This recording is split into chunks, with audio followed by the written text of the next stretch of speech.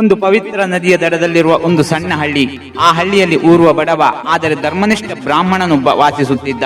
ಅವನಿಗೆ ಸ್ವಲ್ಪ ಸಂಪತ್ತು ಇದ್ದರೂ ಸಹ ಅವನ ನಂಬಿಕೆ ಮತ್ತು ಸರಳತೆಯಿಂದ ಶ್ರೀಮಂತನಾಗಿದ್ದ. ಪ್ರತಿದಿನ ಅವನು ತನ್ನ ಮನೆಯಲ್ಲಿ ಜೇಡಿ ಮಣ್ಣಿನಿಂದ ಮಾಡಿದ ಸಣ್ಣ ದೇವಾಲಯದಲ್ಲಿ ಹೂವುಗಳನ್ನು ಸಂಗ್ರಹಿಸುತ್ತಿದ್ದ, ನೀರನ್ನು ಅರ್ಪಿಸುತ್ತಿದ್ದ, ದೀಪವನ್ನು ಬೆಳಗಿಸುತ್ತಿದ್ದ ಮತ್ತು ವಿಷ್ಣುವಿಗೆ ಪೂಜೆ ಸಲ್ಲಿಸುತ್ತಿದ್ದ. ಅವನು ಮೃದುವಾದ ಮಂತ್ರಗಳನ್ನು ಪಠಿಸುತ್ತಾ ತಾನು ಪ್ರೀತಿಯಿಂದ ಬೇಯಿಸಿದ ಅನ್ನವನ್ನು ದೇವರಿಗೆ ಅರ್ಪಿಸುತ್ತಿದ್ದ. ಅವನ ಸಂಪೂರ್ಣ ಪೂಜೆ ಕೆಲವೊಮ್ಮೆ ಒಂದು ಹೂವು ಮತ್ತು ಒಂದು ಚಮಚ ನೀರು ಮಾತ್ರ, ಆದರೆ ಅದನ್ನು ಭಕ್ತಿಯಿಂದ ತುಂಬಿದ ಹೃದಯದಿಂದ ಮಾಡುತ್ತಿದ್ದ.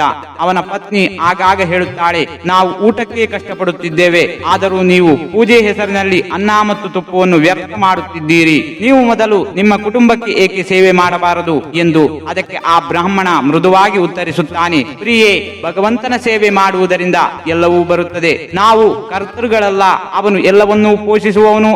ಆದರೂ ಬಡತನ ಹೆಚ್ಚಾಯಿತು, ಅವರಿಗೆ ತಿನ್ನಲು ಒಣಹೊಟ್ಟು ಬಿಟ್ಟರೆ ಬೇರೇನೂ ಇಲ್ಲದ ದಿನಗಳು ಬಂದವು. ಹೀಗಿರಬೇಕಾದರೆ ಒಂದು ದಿನ ಸಂಜೆ ಅವನು ಪ್ರಾರ್ಥನೆಯಲ್ಲಿ ಕುಳಿತಿದ್ದಾಗ ಒಬ್ಬ ದೈವಿಕ ಋಷಿ ನಾರದ ಮುನಿ ಅವನ ಮನೆಯ ಬಾಗಿಲಲ್ಲಿ ಕಾಣಿಸಿಕೊಂಡ. ಬ್ರಾಹ್ಮಣ ಅವರನ್ನು ಕೈ ಮುಗಿದು ಸ್ವಾಗತಿಸಿದ. ಆಗ ನಾರದ ಮುನಿ ಅವರ ಬಳಿ ಇದ್ದ ಸ್ವಲ್ಪ ನೀರು ಮತ್ತು ಅಕ್ಕಿಯನ್ನು ನೀಡಿದ. ನಾರದ ಮುಗುಳುನಗುತ್ತಾ ಹೇಳಿದ, ಓ ಸೌಮ್ಯ ಬ್ರಾಹ್ಮಣ, ನಿನ್ನ ಅಚಲ ಭಕ್ತಿಯಿಂದ ಭಗವಂತನು ತುಂಬಾ ಸಂತೋಷಗೊಂಡಿದ್ದಾನೆ. ನಿನಗೆ ಯಾವ ವರ ಬೇಕೋ ಕೇಳಿಕೋ. ಆದರೆ ಬ್ರಾಹ್ಮಣ ಮತ್ತೆ ಕೈ ಮುಗಿದು, ಓ ನಾರದ, ನಾನು ಒಂದು ದಿನವೂ ಭಗವಂತನನ್ನು ಪೂಜಿಸುವುದನ್ನು ಎಂದಿಗೂ ಮರೆಯಬಾರದೆಂದು ಕೇಳಿಕೊಳ್ಳುತ್ತೇನೆ. ಈ ಮಾತನ್ನು ಕೇಳಿದ ನಾರದ ಸಂತೋಷಗೊಂಡ. ಅವನು ಆ ಬ್ರಾಹ್ಮಣನನ್ನು ಆಶೀರ್ವದಿಸಿ ಮಾಯವಾದ. ಅದೇ ರಾತ್ರಿ ಮಕ್ಕಳಿಲ್ಲದ ಒಬ್ಬ ಶ್ರೀಮಂತ ವ್ಯಾಪಾರಿಗೆ ಒಂದು ಕನಸು ಬಿತ್ತು. ಅದರಲ್ಲಿ ಭಗವಂತ ಅವನಿಗೆ ಹೇಳುತ್ತಾನೆ, ಆ ಬಡ ಬ್ರಾಹ್ಮಣನ ಮನೆಗೆ ಹೋಗಿ ನಿನ್ನ ಎಲ್ಲಾ ಸಂಪತ್ತನ್ನು ಅವನಿಗೆ ಕೊಡು. ಈ ದಾನದಿಂದ ನಿನಗೆ ಗಂಡು ಮಗು ಜನಿಸುತ್ತದೆ. ಮರುದಿನ ಬೆಳಿಗ್ಗೆ ಆಗುತ್ತಿದ್ದಂತೆ ವ್ಯಾಪಾರಿ ಧಾನ್ಯಗಳು, ಚಿನ್ನ, ಹಸುಗಳು ಮತ್ತು ಬಟ್ಟೆಗಳಿಂದ ತುಂಬಿದ ಬಂಡಿಗಳೊಂದಿಗೆ ಕಾಣಿಸಿಕೊಂಡು ಅವುಗಳನ್ನು ಬ್ರಾಹ್ಮಣನ ಪಾದಗಳಿಗೆ ಅರ್ಪಿಸಿದ. ಆ ಅಪಾರವಾದ ಸಂಪತ್ತನ್ನು ಕಂಡು ಬ್ರಾಹ್ಮಣ ಆಶ್ಚರ್ಯಚಕಿತನಾದ. ಆದರೆ ಇದೆಲ್ಲ ಭಗವಂತನ ವರ ಪ್ರಸಾದ ಎಂದು ಸ್ವೀಕರಿಸಿದ. ಅಪಾರ ಸಂಪತ್ತನ್ನು ಪಡೆದ ನಂತರವೂ ಆ ಬ್ರಾಹ್ಮಣ ತನ್ನ ಅಭ್ಯಾಸಗಳನ್ನು ಬದಲಾಯಿಸಲಿಲ್ಲ.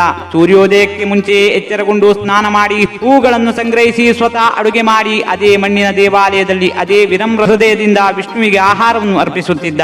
ಈ ಕಥೆಯಿಂದ ಕಲಿಯಬೇಕಾದ ಪಾಠ: ದೈನಂದಿನ ಭಕ್ತಿ ಸೇವೆ ಎಷ್ಟೇ ಚಿಕ್ಕದಾದರೂ ಭಗವಂತನನ್ನು ಬಹಳವಾಗಿ ಮೆಚ್ಚಿಸುತ್ತದೆ. ಬಡತನ ಅಥವಾ ಕಷ್ಟದ ಕಾರಣದಿಂದಲೂ ಯಾರೂ ಪೂಜೆಯನ್ನು ಎಂದಿಗೂ ತ್ಯಜಿಸಬಾರದು. ಭಗವಂತನು ಪರೀಕ್ಷಿಸಿದ ನಂತರ ಪ್ರತಿಫಲ ನೀಡುತ್ತಾನೆ, ಆದರೆ ನಿಜವಾದ ಭಕ್ತರು ಪ್ರತಿಫಲವನ್ನು ಬಯಸುವುದಿಲ್ಲ. ಪದ್ಮ ಪುರಾಣದಲ್ಲಿ ಉಲ್ಲೇಖಿಸಿರುವಂತೆ, ನಮೇ ಭಕ್ತ ಪ್ರಣಶ್ಯತಿ, ನನ್ನ ಭಕ್ತನು ಎಂದಿಗೂ ಕಳೆದು ಹೋಗುವುದಿಲ್ಲ.